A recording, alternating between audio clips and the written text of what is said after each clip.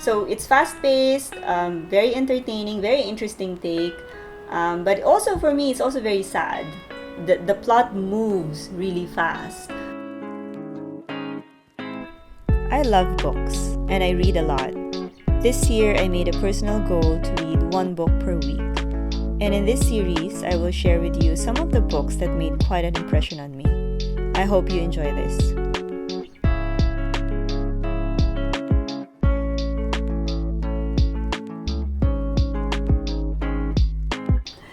Another book that I want to talk to you about this year is this one, The Borgia Confessions by Alyssa Palombo. So, this is a very interesting book. I did not expect to like it as much as I did. It is a fun read, and it is also it's a historical fiction genre, and I've always been a fan of historical fiction genre, both in books and in movies and in TV series. I just find them really interesting and really captivating, and this book is one of them. This is published this year lang, if I'm not mistaken. This is, yes, 2020 by Alyssa Palombo, Borgia Confessions. So before we get into the book, I guess just to talk about the Borgia family first and foremost. So like I mentioned, it is a historical fiction genre, and as with any historical fiction genre, this is basically taking historical events and then fictionalizing some of the details of what actually happened based on history. So that being said, the Borgia family, first and foremost, they are real. And if I'm not mistaken, there is actually a TV series where Jeremy Irons is the headliner in that TV series, and he played the role of Rodrigo Borgia, who is the pater familia of the Borgia family in this story. And I have to say that that TV series is pretty much loyal to what history would have us believe about what happened with the Borgia family. So Borgia family or Rodrigo Borgia is, if I'm not mistaken, the second pope from the Borgia family. They are of Spanish descent. The family is of Spanish descent, but through political moves and through ambition and through connections and power and influence, they rose to power, and eventually Rodrigo Borgia became the pope, and he held the papacy for quite a number of years. And they became one of the most infamous, or he became one of the most infamous pope in our history, because there were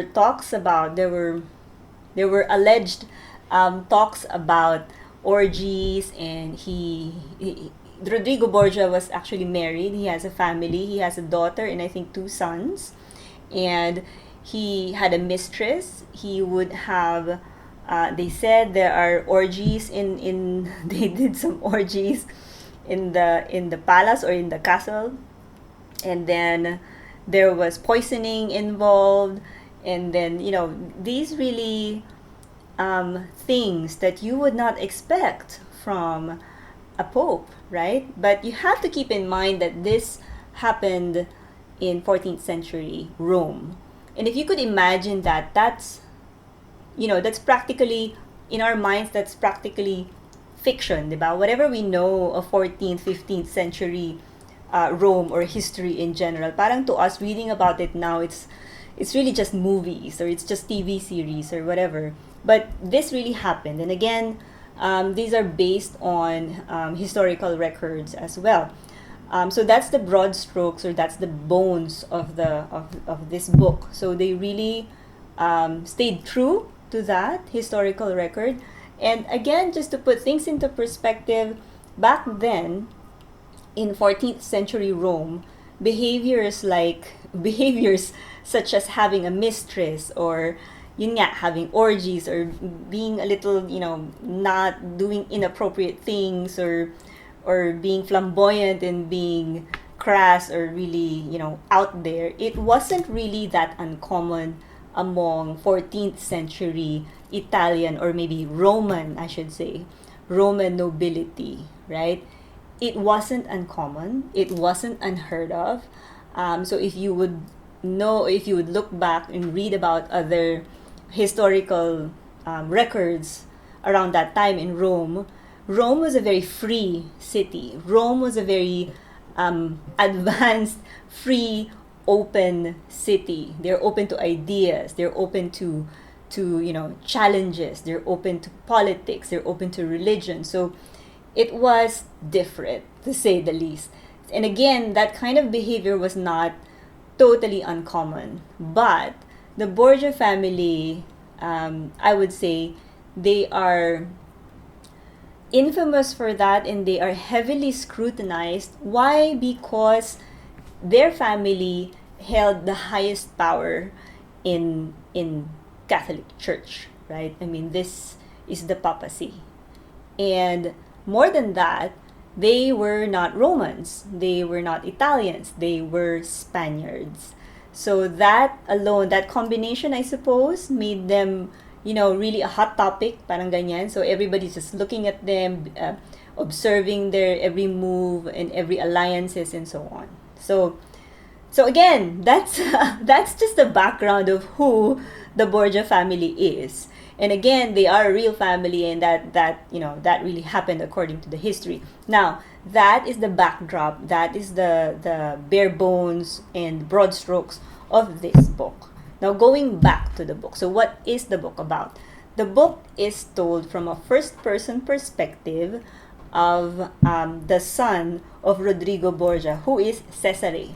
Cesare Borgia is the one who is speaking to us through this book, and he is relaying stories about his family and his rivalry with his brother, and how his sister Lucretia was used to advance political influence and advance again, a foothold in the government or in politics. So Rodrigo Borgia, the Pope, the father, is a very ambitious man, and he really wanted to have the highest power, in which he did. But he did not stop there. He needed to make sure that he stays in power. And the way he did that was he used his children, he carefully placed them where he needed them to be, so that the influence and the power and authority kind of is maintained within that family. So I forgot the brother's name, but he was he he was placed to become the general, I think, but somewhere in the military, in the army. And then Cesare, he was to be a cardinal, so again in the church. And Lucretia, the daughter, was married off to another influential family, so that they could maintain that power within Rome in the Catholic Church, essentially.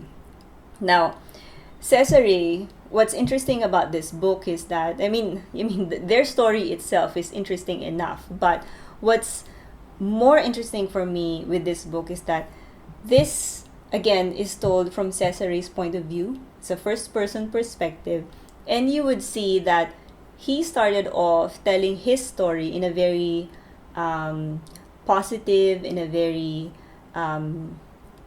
hopeful tone. He started off really, I wouldn't say happy, but he started off with that light, I would call it. He had a light in him. He believed in stuff. He believed in his father, in the family, and so on. But as the story progresses, that's when Cesare also kind of declined. His light, nawala yung light niya. He's no longer positive. He slowly but surely became or succumbed to the darkness. I know it sounds melodramatic, but I don't know. That's how it felt to me reading the book. So he started off like this really bright, young, handsome, sought after man. At the end of it, he became this really sinister, dark, negative, pessimistic person. And to me, that was the really interesting part of the story. This being told from the perspective of Cesare Borgia.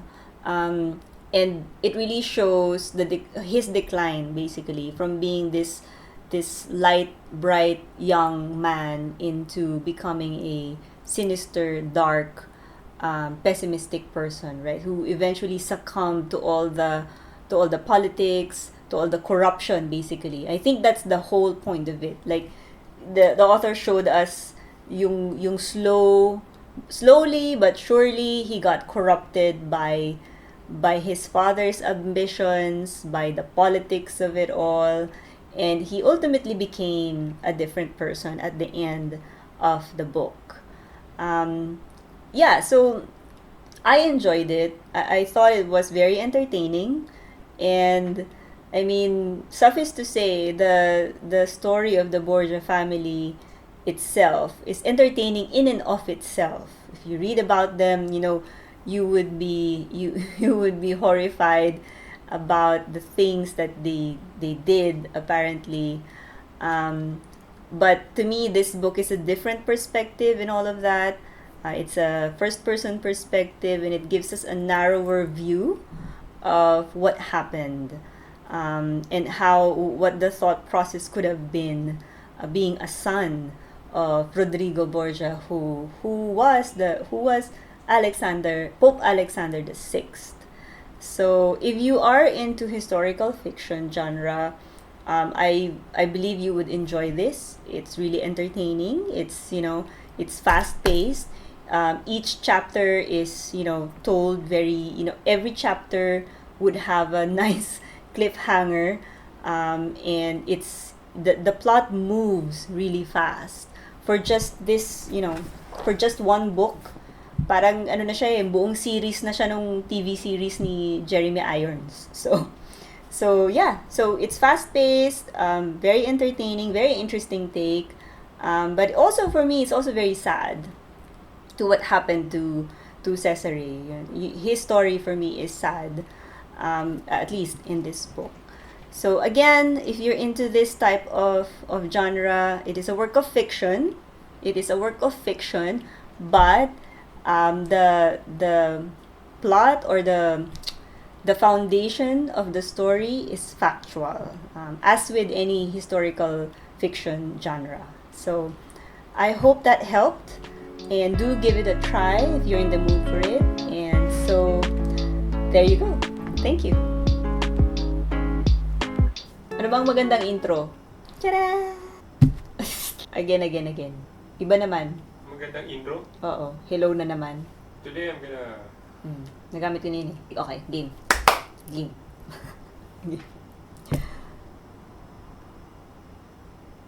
Wait! Naisip ko na yung sasabihin ko eh.